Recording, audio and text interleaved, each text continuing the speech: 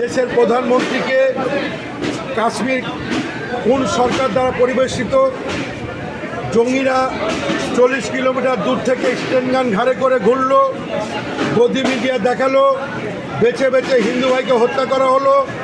এখনও 4 জন জঙ্গিকে খুঁজে পাওয়া গেল না কেন?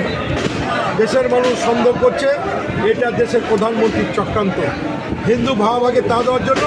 আর যদি না হয় তাহলে এই দায় স্বীকার করে নিয়ে দেশের চকিদার 56 ইঞ্চির ছাতি দেশের প্রধানমন্ত্রী পদত্যাগ করতে তার ব্যর্থতার দায়ী নেবে।